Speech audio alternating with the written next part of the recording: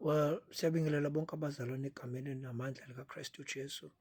Sibingelela zonke iy'ngcezu kaNkulunkulu, omama, obaba, ibandla likaNkulunkulu, umzimba kaKristu, bonke abantu abakhona ey'ndaweni zonke belalele befisa nje ukuzwa izwi kaNkulunkulu. Well, mhlawumbe singakhuluma sithi incwadi engaba isisekelo senkulumo yethu namhlanje ilapha kuJohn chapter 3 verse 16. La lithi khona izwi kaNkulunkulu, ngokuba uNkulunkulu walithanda izwe kangaka waze wanikela ngendodana yakhe izelwe yodwa, ukuba ilo nalo okholwa yiyo angabhubhi kodwa abe nokuphila okuphakade. Uma siyibuka zonke lezi zinto zisikhumbuza ngecebo likaNkulunkulu elingevinjwe muntu. Icebo likaNkulunkulu liyingozi kubantu abazama ukumelana nawe uma wena uvumela ukuba ingxenye yalo. Lento isibuyisela laphana kuGenesis, uma sifunda isitori sikaJosefa, simthola ekhuphuka ezeyongena kwelesithathu, la khona ingekho i-past, ingekho i-future, ingekho i-present. Yonke into yenzeka ngesikhathi esisodwa. Yonke into yenzeka ngesikhathi esikhathini sikaNkulunkulu, yonke into yenzeka ngesikhathi esisodwa. That is why abantu bengavumeli ukuba bangene esikhathini sikaNkulunkulu, ngoba bawophithana amakhanda. Ingakho sasizo Isaiah bekhuluma ku-Isaiah 53, bekhuluma ngezinto esezenzekile.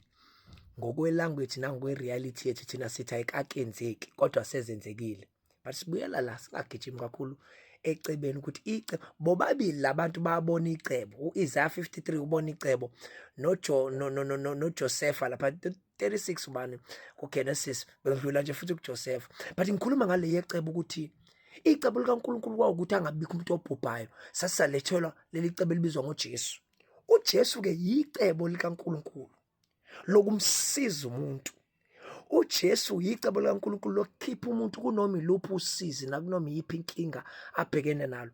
uJesu yicebo likaNkulunkulu lokunqoba noma iyiphi inkinga umuntu angabe obhekene nalo. Icebo likaNkulunkulu liyingozi kakhulu kubantu abamelene nabantu abasecebeni, ngoba uma usecebeni, uma ucashe ecebeni, khona izimpi ey'ngaliwa uwena ziliwiwa yicebo. Ngoba icebo lithi u-Israyeli uzosizalela uJesu. Uma amaGibhithe elwa no-Israyeli, awalwe no-Israyeli, alwa necebo elifihlwe ku-Israyeli, no-Israyeli afihlwe kulo. Ingakho lithi iBhayibheli bathi beyazama ukubahlasela, yafika nengelosi yokufa evela kuNkulunkulu, yathi mayifika yafica uphawu lwecebo, yathi yababamba abantwana bako-Israyeli. Kwacaca ukuthi kukhona uphawu oluthi laba bathintwa, ngoba kuyozalwa uJesu ngabo, kuyozalwa izinto ezikaNkulunkulu ngabo. Laba abakwazi ukubulawa, laba nokufa kwahluleka ukubabulala, ngoba icebo lithi abakakazi ukufa zingakazalwa izinto ezikaNkulunkulu ngabo, ngoba laba bangabecebo. Icebo liyakwazi ukukupreserva, icebo liyakwazi ukukuvundlisa la kubhali ukuthi awuvundli wena uzofa la. Icebo livundle nawe, icebo likulwele icebo ungakwazi wena ukulwa. In fact ublind wena, ungaboni ngisho nanabantu abamelene noma ukuthi abantu noma imimoya noma izitha zikaNkulunkulu. Icebo linqabe nawe, ngoba kuthiwa lingevinjwe necebo lakho. Uthi ngiyazi ukuthi ungenza konke, necebo lakho lingevinjwe muntu. Leli cebo ke elinguKristu Jesu yilo elima nomuntu, yilo eliqinisa umuntu, yilo elibamba impilo yomuntu, yilo elikwenza ukuthi ungasibona isidingo sezinye izinto, ngoba usuphile ecebeni. Abaphile ecebeni babheka icebo, bahamba necebo, benza izinto ezivumelana necebo. Izinto engizenza manje kumele ivumelane necebo. Uma uJosefa elibona icebo, alibona igama likaJesu, bazalwane laleli emakhaya, elibona uJosefa icebo ebusa eGibhithe, bebehlupheka la ezweni lakubo ehleli noyise bengama simple farmers. Kodwa wangena kwelesithathu uJosefa, kuthi umfana waphupha wabona izinto abafowabo bebengayiboni, kwala ngisho sebemzonda abafowabo, befuna ngisho ukumbulala, befuna ngisho benza ngisho amatulo kumhlasela. Kwasho ukuthi lo mfana usevumelene necebo, ngoba kwala ngisho noyise bephikisana necebo, okuthiwa kodwa wathi mewezwa amazwi ecebo wagcina enhlizweni yakhe ukuthi le ngane ikhuluma ithini njengoba injena nje ithi izosibusa. But sibuka amandla ecebo, sibuka amandla enkazimulo yecebo, sibona ezinye zezinto uJesu wafika emhlabeni ukuzoletha indlela yokuthi simbone uNkulunkulu, siphile noNkulunkulu, sibe kuNkulunkulu. Ama-Muslims awakholelwa ekutheni ama-Muslims awakholelwa ekutheni uNkulunkulu uyakwazi kuba ubaba wakho akweluse, akusize, ahambe nawe. Awakholelwa kuleyo nto. Awakholelwa ekuthenini uyakwazi ukuba nobudlelwano noNkulunkulu. Masisikhuluma ngazo zonke futhi ezinye izinkolo nawo wonke ama-cultures emhlabeni wonke, ayikho neyodwa enephupho lokuthi ishare izinto ezijulile ngayo nezinye izizwe. uKristu Jesu kuphela onenhloso nonecebo lokuthi abantu bafundiswe bonke, abantu abashare. That is why kukhona lento ekuthiwa it's our culture, it's our thing, it's our heritage, because they don't want to share. Uyabona sinento esiyiqhenyayo ngayo nesiyigcajayo ngayo, sifuna kube yethu sodwa. uJesu yena yedwa emhlabeni wokwafika wathi lento enginikayo nabafundi akuyona yamaJuda kuphela noma ivele ngayo, kodwa lento niyoyiletha umhlaba wonke, niyoyinikeza izizwe zonke. Lento ezokwenza izizwe zishinto zasemakubo zilandelele icebo.